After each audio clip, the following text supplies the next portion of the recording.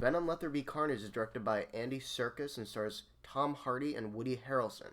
Now, my history with the first film is, I saw it back in 2018, and I'm one of those people who really enjoyed it. I know a lot of people didn't like it and thought it was pretty shit, but I'm one of those people who actually really was invested in Eddie Brock's life in the movie, and I just thought the chemistry between him and Venom was amazing.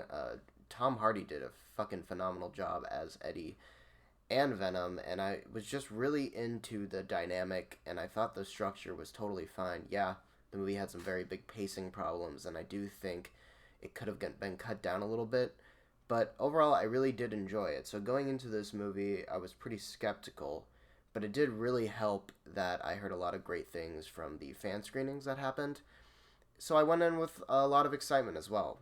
That being said, a lot of people said this was just a great time. And you know what? I'm here to report that it was such a fucking enjoyable time.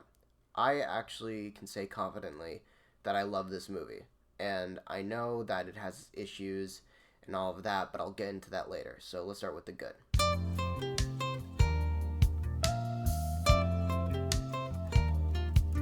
The one thing I really do like about this movie is that it does really improve on the pacing from the last movie. This movie is totally fast paced and it stays that way.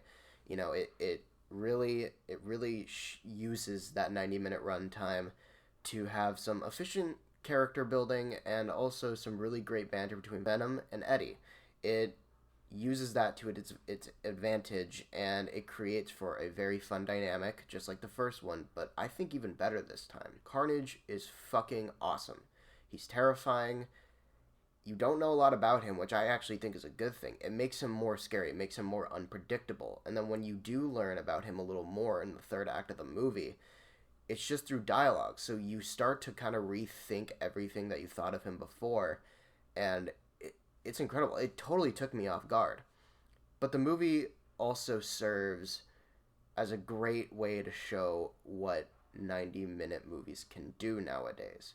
This movie is very fast-paced, and though I do have one problem with the runtime, I think it uses it so effectively and so efficiently that it really does work for the most part. I think the way the movie builds the relationship between Venom and Eddie is perfect. I really love the character development and the arcs that they go through in this film, and it doesn't overstay its welcome. It's always enough time to build that relationship and to build what's going on, and that's another reason why I think the 90-minute runtime works and never overstays its welcome.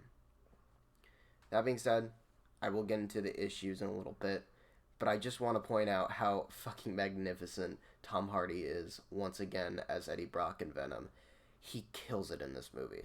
He is so just vibrant and energetic as both characters. You can really tell that he cares.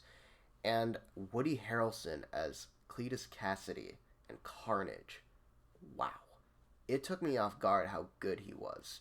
And it is a 90-minute movie, so there are a lot of subtleties about him that I just really think are really well developed, and you get to learn a lot more about him by the end of the movie. But I like how it's approached. I like how it doesn't really tell you everything. It doesn't treat the audience like they're fucking stupid.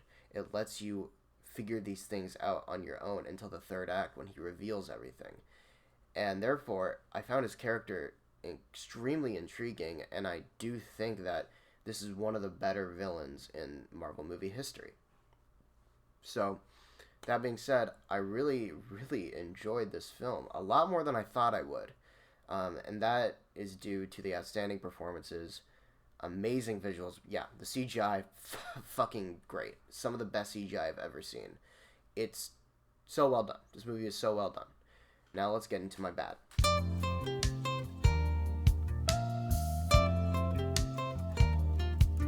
One small issue I have with this movie is that I do think it could have been 10 to 15 minutes longer. And not necessarily to break the pacing that it sets up, but to just flesh out some of the side characters, like Screech. I think that's her name. Correct me if I'm wrong. But Screech, I feel like, is a little bit of an underdeveloped character. Yes, you get a lot of her in the beginning. You kind of get to know her motivation. But I do wish there was a few more scenes with her where you kind of got, because she's a character you could sympathize with. So I do wish there were a few more scenes where they kind of just develop her character a little more. One more character I wish they kind of developed just a tiny bit more was Detective Mulligan. There is some interesting stuff built up with him, but I just don't think they see it through all the way enough. That being said, I do wish there was just a little more development for Detective Mulligan. But other than that, this movie is a blast. Go into this movie, have fun. It may not even be great to you, but just have fun with it, because that's exactly what I did. This reminded me of a Sam Raimi Spider-Man movie, and that's a pro. So, with all that being said, I'm going to give Venom Let There Be Carnage an A-. Anyway, guys, I hope you enjoyed this review. If you did, subscribe, like, and I will see you guys in the next video.